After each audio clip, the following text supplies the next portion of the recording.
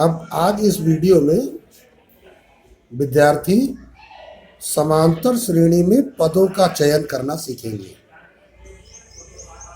बच्चों, आपको समांतर श्रेणी में पदों के चयन से संबंधित कुछ बातों को विशेष ध्यान रखना है। जैसे अगर पदों की संख्या की चर्चा की जाए कि समांतर श्रेणी में 3 पद हैं, तो फिर आप उन 3 पदों को क्रमशः पहला पद a-d, दूसरा पद a और तीसरा पद a+d माने। पहला पद को क्या मानेंगे? a-d, दूसरे को a कहेंगे और तीसरे को a+d कहेंगे। ऐसा करने से श्रेणी में सार्वधातुक d बनेगा और प्रश्न को हल करने में सुविधा होगी। अगर किसी इबारती प्रश्न में पदों की संख्या 4 चर्चा की जाए, कहा जाए कि समांतर श्रेणी में 4 पद हैं, तो फिर आप क्या करेंगे? पहला पद लेंगे a-3d, दूसरा पद लेंगे a-d, तीसरा पद लेंगे a+d और चौथा पद लेंगे a+3d। यहाँ पर इन पदों में जो सार्वधातुक है वो 2d है, ये ध्यान रखना है। सार्वधातुक यहाँ कितना है? 2d है, पदों की संख्या सम होने के कारण।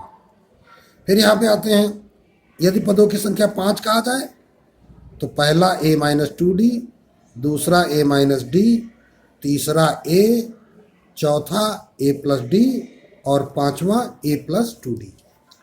और इन क्रमागत पदों में d का अंतर पाया जाता है। इसी प्रकार अगर पदों समांतर श्रेणी में पदों की संख्या 6 लेनी हो तो a-5d, a-3d, a-d, a+d, a+3d और a+5d। इस प्रकार ये 6 पद आप मानेंगे। यहाँ पर भी पदों का जो सार्वधातुक है वो क्या है? 2d। तो ये बात आपको ध्यान रखना है। विषम स्थितियों में क्या करना है? बीच वाले पद को a माना जाता है। ध्यान दीजिए, जब पदों की संख्या विषम हो तो बीच वाला पद a और बाईं तरफ d कम कर दो, दाहिनी तरफ d ज्यादा कर दो, तो dd सार्वधातुक से पदों की संख्या निकाल लो। अगर सम है तो बीच के जो पद होते हैं वो a-d और a+d लिए जाते हैं। a-d और a+d, इधर क्या हो गया? 2d कम करो, इधर क्या हो गया? दाहिनी तरफ 2d बढ़ा दो। तो इस प्रकार आप जितने चाहें उतने पद ले सकते हैं। अब समांतर श्रेणी में पदों के चयन से संबंधित हम कुछ प्रश्न को हल करना बच्चों को सिखाएंगे। अब यह एक प्रश्न विद्यार्थियों के सामने है, जरा ध्यान से देखेंगे। 3 संख्याएं AP में हैं, इनका योगफल 27 तथा गुणनफल 648 है, तो संख्याएं ज्ञात कीजिए। संख्याओं के बारे में क्या कहा गया? AP में है, कितनी है? 3 संख्याएं। तो माना कि किसी समांतर श्रेणी की 3 संख्याएं बराबर। अब एक बात विद्यार्थी ध्यान देंगे, आगे हमने इसलिए नहीं लिखा कि लिखने के बाद बराबर निशान लगाने के उस तरफ हमको जगह नहीं थी। इसलिए कभी भी आप कोई वाक्य लिखें, कथन, और उसके बराबर अगर कोई वैल्यू लिखनी है तो उसका अंतिम पद आप नीचे लिखें बाईं तरफ, जैसे कि बराबर निशान के इस तरफ आपको लिखने के लिए स्थान मिले। तो हमने क्या कहा था? 3 संख्याएं क्या है? एक विषम है तो मध्य पद को a लेंगे, सार्वधातुक d रखते हुए इधर d जोड़ देंगे और इधर d घटा देंगे। तो इस प्रकार 3 संख्याएं आप हमेशा मानेंगे a-d, a और a+d।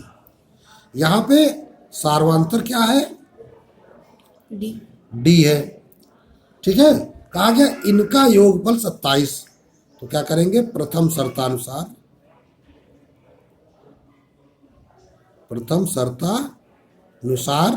किनका योग? तीनों संख्याओं का, a-d, a और a+d, इन सबका योग कितना है? 27। देखो डी डी कट जाएगा, 3a बराबर 27, ए बराबर 9। इसको चाहो तो समीकरण नंबर 1 डाल लो, चाहो तो ए ही वैल्यू लिखी रहने दो। तथा द्वितीय शर्तानुसार, अब दूसरी शर्त क्या कहती है? गुणनफल 648 है तो ए माइनस डी, ए और ए प्लस डी, गुणनफल में निशान लगाया हमने, और कितना है? 648। अब देखिए ध्यान से, ये और ये मिलकर क्या बना रहे हैं? वर्गांतर बना रहे हैं। तो क्या हो जाएगा? A square minus d square of a बराबर 648। अब ए की वैल्यू रख दीजिए, तो यहाँ पे 9 minus d square of a बराबर 9 था तो 9 स्क्वायर, 9 बराबर 648। अब इसको सरल करना है तो ध्यान दीजिए, 9 का गुणा हो रहा है, इधर चला जाएगा तो भाग हो जाएगा। ये 9 माइनस 81, सॉरी, ठीक है। तो 9 का भाग लगाओ यहाँ पे, 9 छा का 54, 9 सत्ते 63, बचा 1, 9 दूनी 18। तो माइनस डी स्क्वायर बराबर 72 और 81 उधर चला जाएगा तो माइनस 81। तो माइनस डी स्क्वायर बराबर क्या हो जाएगा यहाँ पर? माइनस के 11 में 2 गया 9 आ गया, 72 9 81, ये कट गया तो डी बराबर √9। हालांकि उत्तर प्लस माइनस में आता है, लेकिन यहाँ पर जो सीरीज होगी, क्योंकि समांतर श्रेणी अंकगणितीय प्रश्न है, इसलिए यहाँ पर डी जो निकल के आया वो तुम्हारा क्या आ जाएगा? हाँ, दोनों ही आ सकते हैं। अगर हम प्लस में चलेंगे तब भी वही आएगा, माइनस में चलेंगे तब भी आएगा। तो प्लस माइनस 3 आता है। संख्याएं, तो अब देखिए संख्याएं क्या थी? ए माइनस डी, ए और ए प्लस डी। ए, तो ए की जगह हमने लिखा 9 माइनस, अब पहले +3 लेंगे और फिर -3 लेंगे। तो जब +3 लेंगे तो ए 9 माइनस 3 कॉमा ए 9 कॉमा ए प्लस डी 9 प्लस 3, या फिर माइनस जब लेंगे तो क्या हो जाएगा? ए माइनस डी है तो 9 -3 लोगे तो माइनस माइनस +3 कामा 9 और कामा 9 माइनस 3। तो यहाँ पे देखिए क्या आ गया? 6 9 12 या 12 9 6। तो दोनों दशाओं में एक ही उत्तर प्राप्त हुआ, तो अतः हम क्या लिखेंगे? 6 9 12। ये हमारी संख्याएं कैसी हैं? ये समांतर श्रेणी वाली 3 क्रमागत संख्याएं हैं जो कि अभीष्ट हैं। इनका योगफल 27 है और गुणनफल 648 है। अब यह एक प्रश्न विद्यार्थियों के सामने है। 4 संख्याएं एपी में हैं। यदि संख्याओं का योगफल 50 तथा सबसे बड़ी संख्या और सबसे छोटी संख्या, सबसे बड़ी संख्या सबसे छोटी संख्या का 4 गुना है, संख्याएं ज्ञात कीजिए। तो आप लिखेंगे क्या? हल। माना कि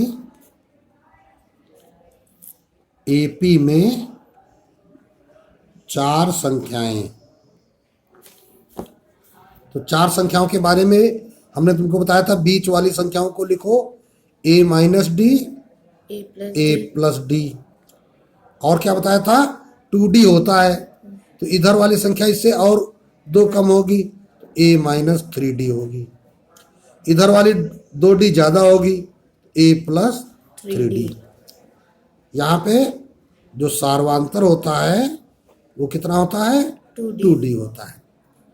ठीक, अब आ जाइए प्रथम शर्तानुसार। इन संख्याओं का योगफल 50 है, अर्थात a minus 3d plus a minus D plus a plus D plus a plus 3d बराबर 50। तो देखो dd कटा, 3d कटा, तो ये आ गया 4a बराबर 50।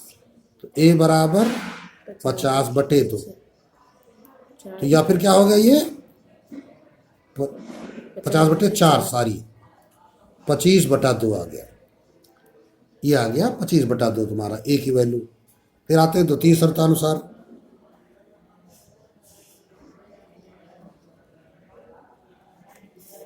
दूसरी शर्त देखिए क्या कह रही है।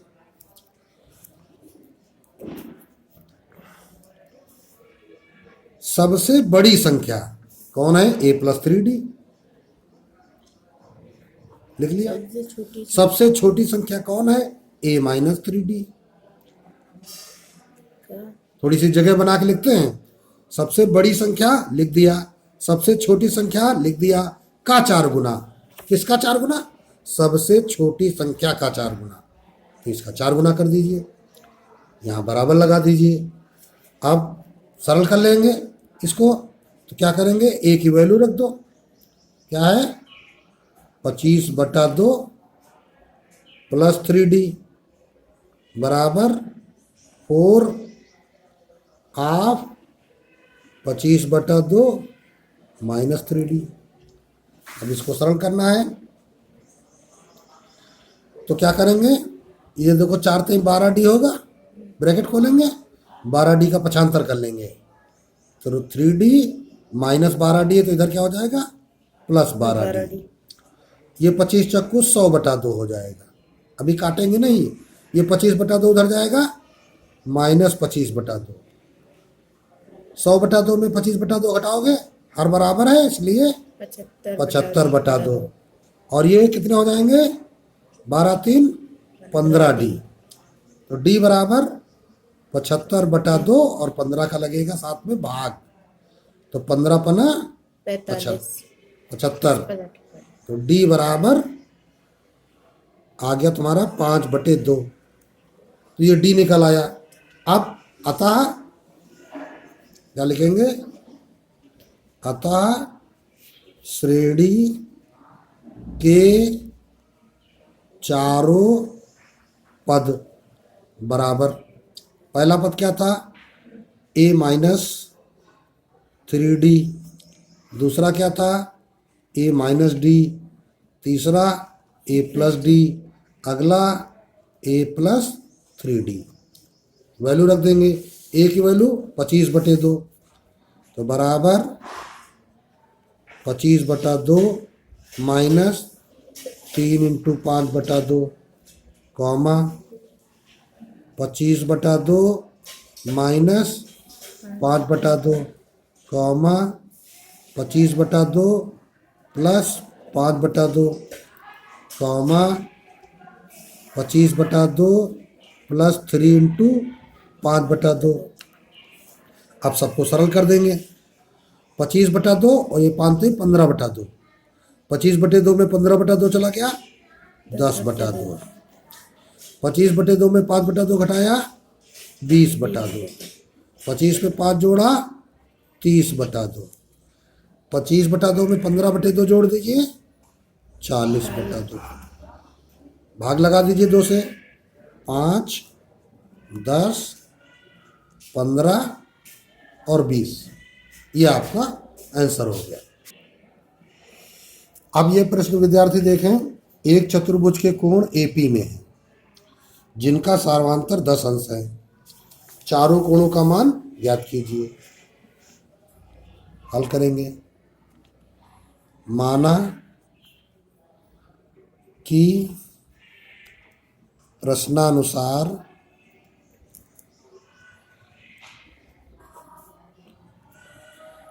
चतुर्भुज के चारों कोण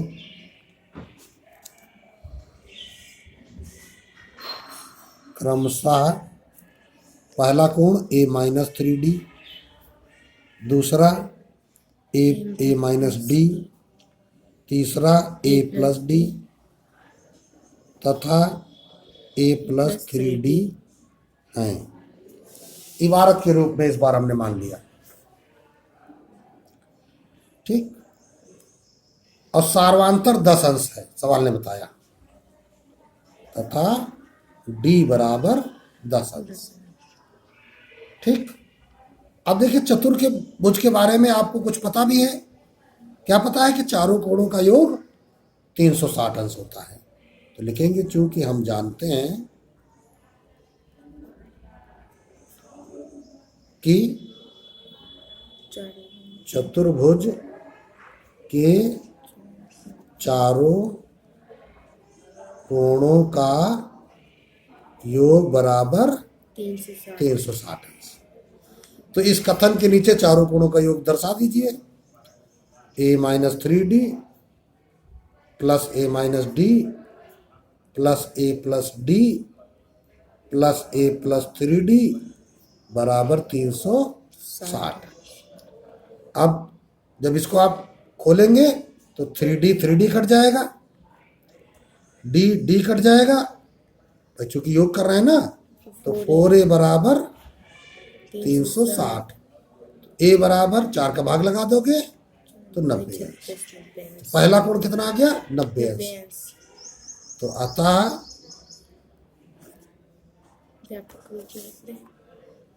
चतुर्भुज के चारों कोण बराबर, पहले क्या है a-3d, a क्या 90 माइनस 3 इंटू डी कितना 10, कॉमा a-d तो 90 माइनस 10, कॉमा a+d तो 90 प्लस 10, कॉमा a+3d तो 90 प्लस 3 इंटू 10। तो 90 में 30 घटाओगे 60 अंश, 90 में 10 घटाओगे 80 अंश, 90 में 10 जोड़ोगे 100 अंश, तथा 90 में 30 जोड़ोगे 120 अंश। तो इस प्रकार आपके चतुर्भुज के चारों कोण ज्ञात हो गए। अब अगला प्रश्न विद्यार्थी देखें, दिया गया है एपी में 4 क्रमागत संख्याओं का योग 32 है। पहले तथा अंतिम संख्याओं के गुणनफल तथा 2 मध्य संख्याओं के गुणनफल का अनुपात 7:15 है। संख्याएं ज्ञात करो। तो हल करेंगे। माना कि एपी में 4 क्रमागत संख्याएं बराबर, यही लगाइए। तो a-3d, a-d, कॉमा a+d तथा a+3d, चारों हमने लिख लिया। इनका सार्वांतर क्या होता है? जैसा कि तुम्हें बताया गया है 2d होता है। ठीक, प्रथम शर्तानुसार इनका योग क्या है? 32 है। a-3d plus a-d plus a+d plus a+3d बराबर 32। तो d से 3d से कटा, 4a बराबर 32, तो a बराबर 8 चौको 32, 1 डाल दीजिए। द्वितीय शर्तानुसार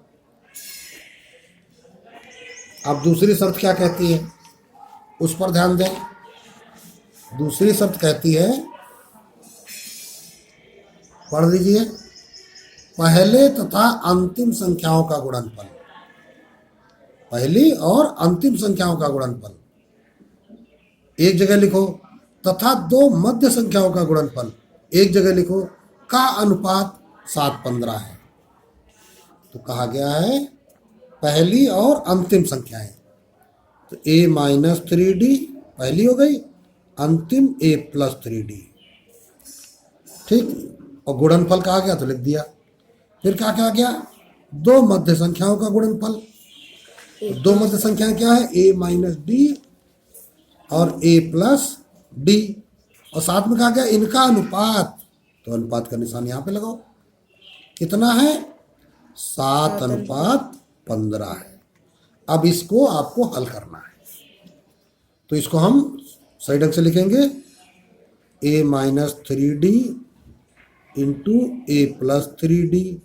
और अनुपात को कैसे बताया गया है आपको, बटे में लिखिए, a minus D into A plus D बराबर 7/15। अब इसको ही सरल करेंगे, आपका उत्तर आ जाएगा। यहाँ वर्गांतर है तो ए स्क्वायर माइनस 9d² बटे ए स्क्वायर माइनस डी स्क्वायर 7/15।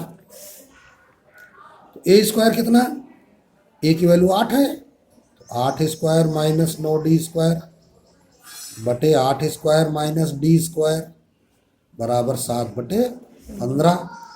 तो 64 माइनस 9d² बटे 64 माइनस डी स्क्वायर 7/15। अब तिरछा गुणा कर दें तो 15 चौको 60, 15 छक्का 90, 6 96 माइनस 15 नौया 135 डी स्क्वायर। 7 से गुणा करोगे 7 चौक 28, 7 छः 42, 2 44 माइनस 7d²। अब माइनस 7d² आ जाएगा इधर, प्लस 7d² हो जाएगा 448 माइनस 960।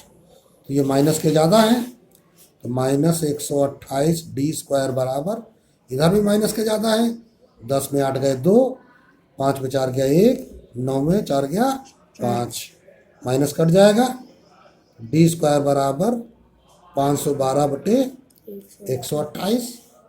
तो अब देखो 2 से कटेगा 64 और ये कितना आ जाएगा, 2 दूनी 4, 2 पंचे 10, 2 छंग 12, 256/64। अभी देखो ये और कट जाएगा, हमको लगता है 4 का भाग चला जाएगा, 4 छंग 24, 4 चौको 16 और यहाँ 4 एकम 4, 4 छंग 24, फिर 4 का चला जाएगा, 4 का क्यों, सीधे सीधे 16 चक्कू 64। तो d बराबर √4, तो d बराबर आ गया 2। अब आपका जब d आ गया 2 तो अब आप क्या करोगे, ये वैल्यू रखोगे, d बराबर जब 2 आप रखोगे तो आपका मान निकल आएगा। क्या निकलेगा,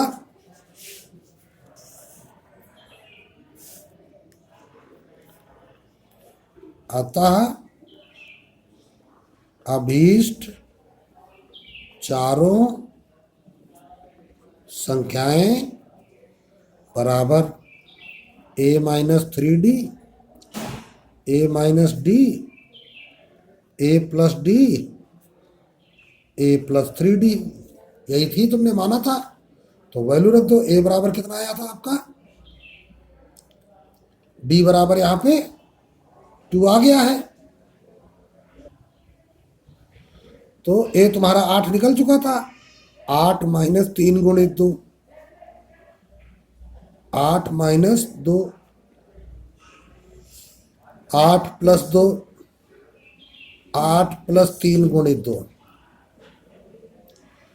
3 दूनी 6, 8 में 6 चला गया 2, 8 में 2 गया 6, 8 2 10 और 3 दूनी 6 8 14। तो इस प्रकार ये चारों संख्याएं 2, 6, 10 तथा 14 आपको प्राप्त हो गई।